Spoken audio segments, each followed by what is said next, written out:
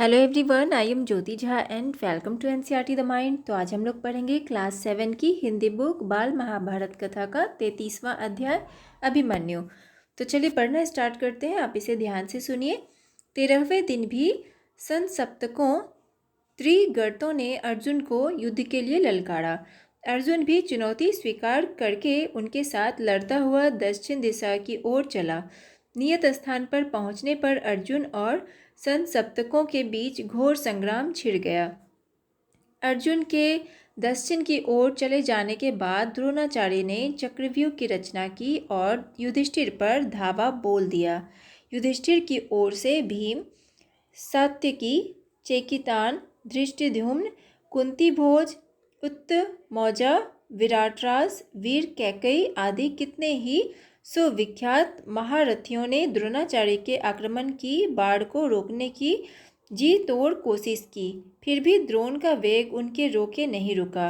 यह देखकर सभी महारथी चिंता में पड़ गए। सुभद्रा का पुत्र अभिमन्यु अभी बालक ही था, फिर भी अपनी रणकुशलता और शूरता के लिए वह इतना अधिक प्रसिद्ध हो चुका था कि लोग उसको कृष्ण एवं अर्जुन की समता करने वाला समझते थे।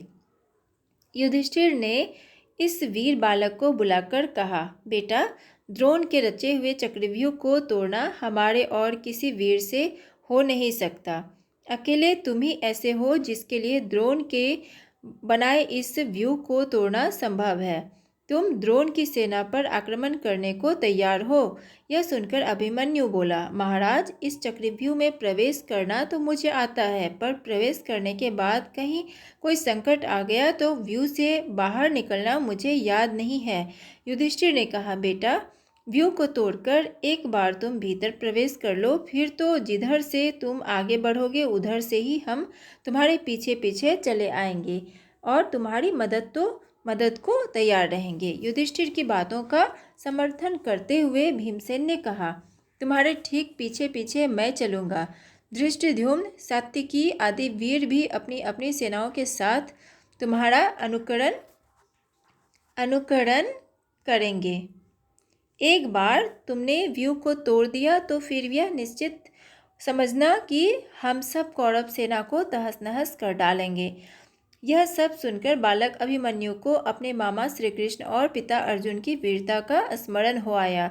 बड़े उत्साह के साथ वह बोला, मैं अपनी वीरता और पराक्रम से मामा श्री कृष्ण और पिताजी को अवश्य प्रसन्न करूँगा। सुमित्र, वह देखो द्रोणाचार्य के रथ की ध्वजा, उसी ओर रथ चलाओ, जल्दी करो। अपने सारथी को उत्साहित करते हुए अभिमन्यु ने कहा और सारथी ने भी उसी ओर रथ चलाया। अभिमन्यु की आज्ञा मानकर सारथी ने उधर रथ बढ़ा दिया।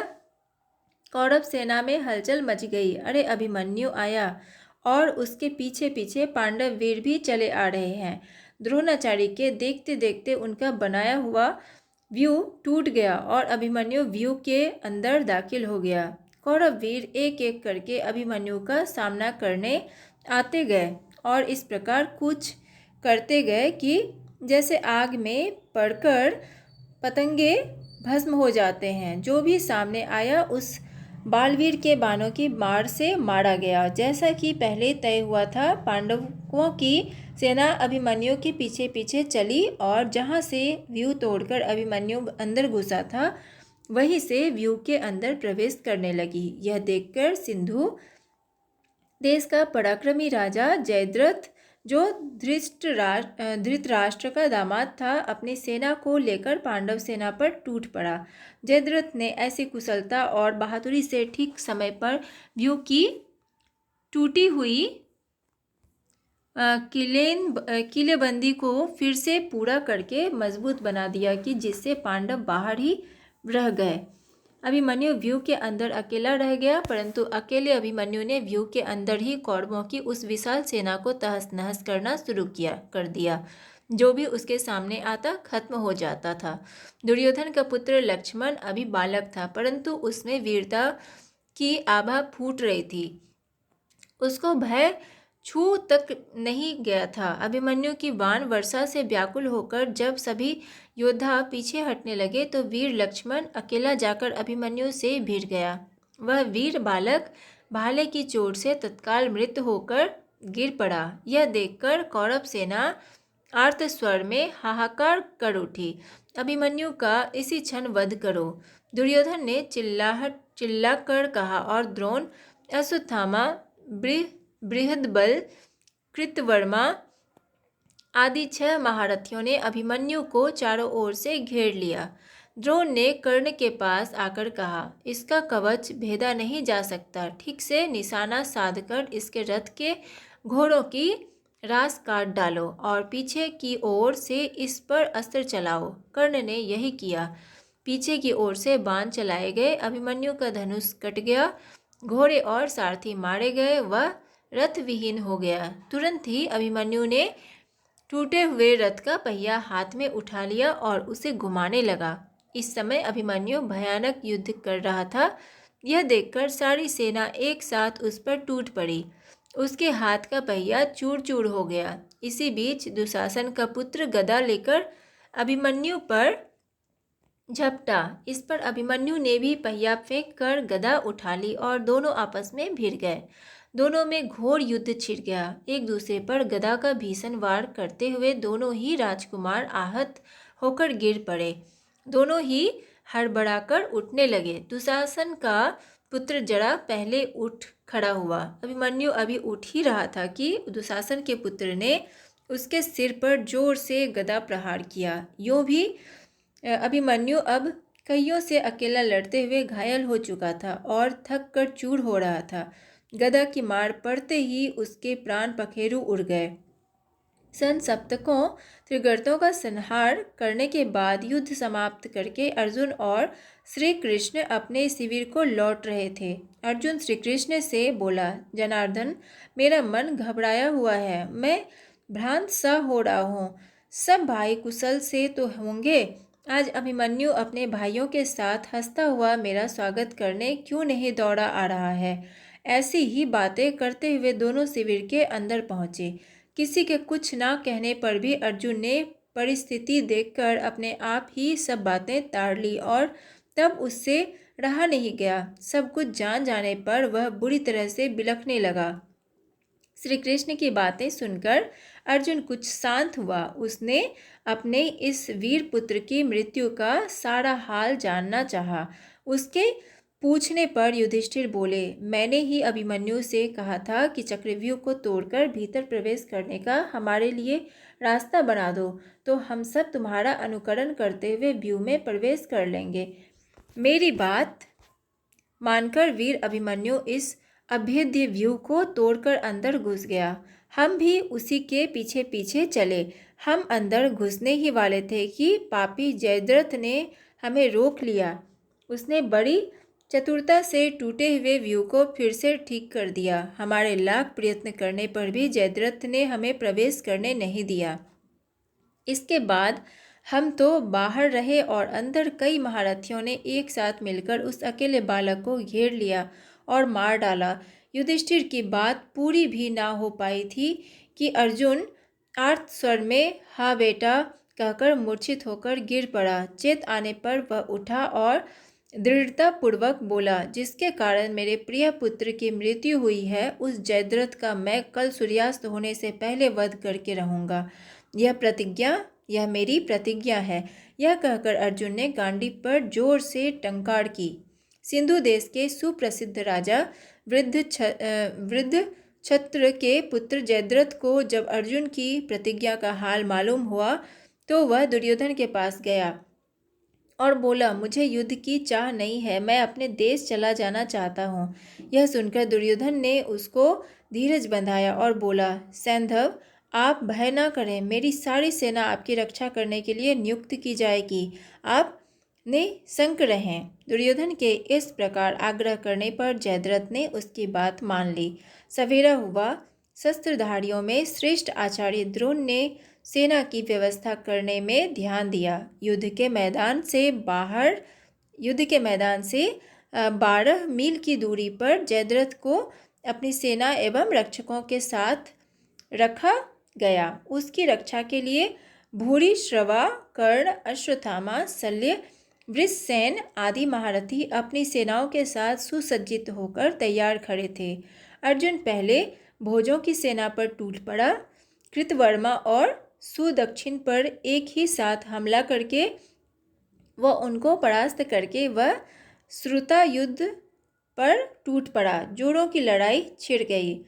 श्रुता युद्ध के घोड़े मारे गए। इस पर उसने गदा उठाकर श्री कृष्ण पर प्रहार किया, परंतु निशस्त्र और युद्ध में शरीक न होने वाले श्री कृष्ण पर फेंक कर मारी गई गदा श्रुता युद्ध को ही जा लगी और श्रुता युद्ध मृत होकर गिर पड़ा। इस पर काम्भोज राज सुदक्षिण ने अर्जुन पर जोरों का हमला कर दिया, किंतु अर्जुन ने उस पर बाणों की ऐसी वर्षा की कि उसका रथ चूर चूर हो गया। उसके कवच के टुकड़े टुकड़े हो गए और छाती पर बाण लगने से काम्भोज राज हाथ फैलाता हुआ धड़ाम से गिर पड़ा। इस प्रकार अपना गांडीव हाथ में लिए हुए असंख्य वीरों का काम तमाम करता हुआ अर्जुन आगे बढ़ता गया और कौरव सेना के समुद्र को चीरता हुआ अंत में उस जगह पर जा पहुंचा जहां जयद्रथ अपनी सेना से घिरा हुआ खड़ा था। अर्जुन का रथ जयद्रथ की ओर जाते हुए देखकर दुर्योधन चिंतित और दुखी हुआ। जयद्रथ की रक्षा के लिए नियुक्त वीरों ने जब यह सुना तो उनके दिल एक बारगी दहल उठे और भूरिश्रवा कर्ण वृषसेन शल्य अश्वत्थामा जयद्रथ आदि 8 महारथी अर्जुन का मुकाबला करने को तत्पर हो उठे।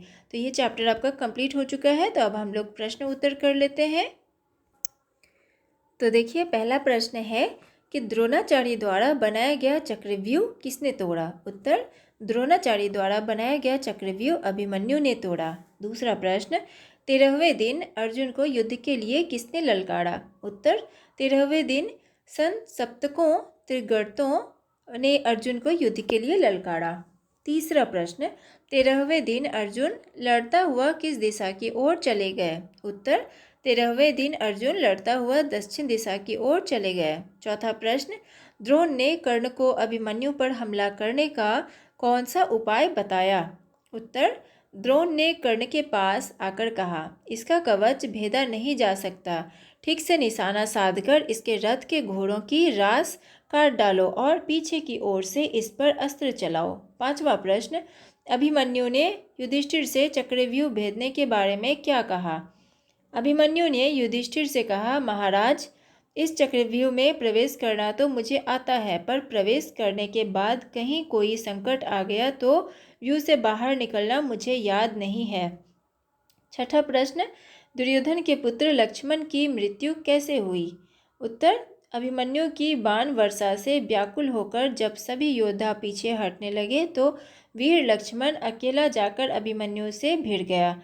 वह वीर बालक भाले की चोट से तत्काल मृत होकर गिर पड़ा। सातवां प्रश्न, युधिष्ठिर ने अभिमन्यु को किस प्रकार मदद करने का विश्वास दिलाया? उत्तर, युधिष्ठिर ने कहा, बेटा, व्यूह को तोड़कर एक बार तुम भीतर प्रवेश कर लो, फिर तो जिधर से तुम आगे बढ़ोगे उधर से ही हम तुम्हारे पीछे पीछे चले आएंगे और तुम्हारी मदद को तैयार रहेंगे। आठवां प्रश्न, पांडवों को चक्रव्यूह में प्रवेश करने से किसने और कैसे रोका? उत्तर, सिंधु देश का पराक्रमी राजा जयद्रथ अपनी सेना को लेकर पांडव सेना पर टूट पड़ा। जयद्रथ ने बड़ी कुशलता और बहादुरी से ठीक समय पर व्यूह की टूटी हुई किलेबंदी को फिर से पूरा करके मजबूत बना दिया और पांडवों को चक्रव्यूह में प्रवेश करने से रोक दिया। नवा प्रश्न, युधिष्ठिर ने अभिमन्यु से चक्रव्यूह के बारे में क्या चर्चा की? उत्तर, युधिष्ठिर ने अभिमन्यु को बुलाकर कहा, बेटा, द्रोण के रचे हुए चक्रव्यूह को तोड़ना हमारे और किसी वीर से हो नहीं सकता। अकेले तुम ही ऐसे हो जिसके लिए द्रोण के बनाए इस व्यूह को तोड़ना संभव है। तुम द्रोण की सेना पर आक्रमण करने को तैयार रहो। 10वां प्रश्न, अभिमन्यु की वीरता का उल्लेख कीजिए। उत्तर, द्रोणाचार्य के देखते देखते उनका बनाया हुआ व्यूह को तोड़कर अभिमन्यु व्यूह के अंदर दाखिल हो गया। कौरव वीर एक एक करके अभिमन्यु का सामना करने आते गए और इस प्रकार कुछ करते गए कि जैसे आग में पड़कर पतंगे भस्म हो जाते हैं।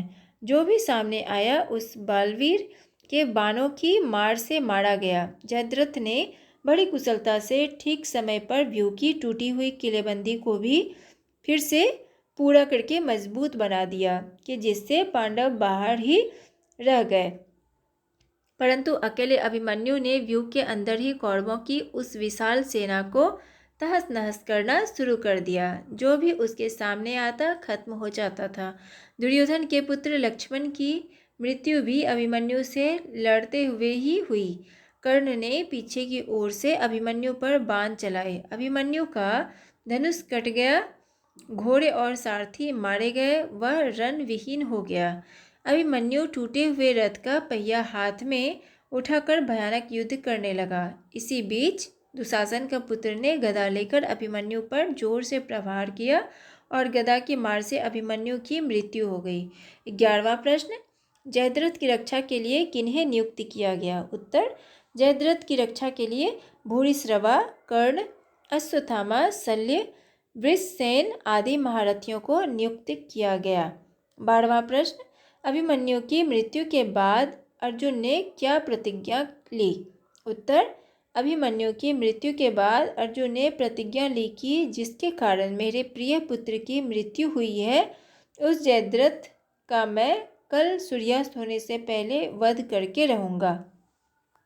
13वां प्रश्न, श्री कृष्ण पर किसने प्रहार किया और उसका क्या परिणाम हुआ? उत्तर, श्रुतायुध ने गदा उठाकर श्री कृष्ण पर प्रहार किया, परंतु निशस्त्र और युद्ध में शरीक न होने वाले श्री कृष्ण पर फेंककर मारी गई गदा श्रुतायुध को ही जा लगी और वह मृत होकर गिर पड़ा। 14वां प्रश्न, जब युद्ध समाप्त करके अर्जुन और श्री कृष्ण अपने शिविर को लौट रहे थे तब अर्जुन ने श्री कृष्ण से क्या शंका व्यक्त की? उत्तर, सप्तशंककों त्रिगर्तों का संहार करने के बाद युद्ध समाप्त करके अर्जुन और श्री कृष्ण अपने शिविर को लौट रहे थे तब अर्जुन ने श्री कृष्ण से बोला, जनार्दन, मेरा मन घबराया हुआ है, मैं भ्रांत सा हो रहा हूँ। सब भाई कुशल से तो होंगे? आज अभिमन्यु अपने भाइयों के साथ हंसता हुआ मेरा स्वागत करने क्यों नहीं दौड़ा आ रहा है? 15वां प्रश्न, जयद्रथ अपने देश क्यों चले जाना चाहता था और दुर्योधन ने उन्हें क्या कह कर रोका? उत्तर, जयद्रथ को जब अर्जुन की प्रतिज्ञा का हाल मालूम हुआ तो वह दुर्योधन के पास गया और बोला, मुझे युद्ध की चाह नहीं है, मैं अपने देश चला जाना चाहता हूँ। यह सुनकर दुर्योधन ने उसको धीरज बंधाया और बोला, सैंधव, आप भय ना करें, मेरी सारी सेना आपकी रक्षा करने के लिए नियुक्त की जाएगी, आप निशंक रहें। दुर्योधन के इस प्रकार आग्रह करने पर जयद्रथ ने उसकी बात मान ली। तो ये आपका चैप्टर और प्रश्नोत्तर दोनों कंप्लीट हो चुका है।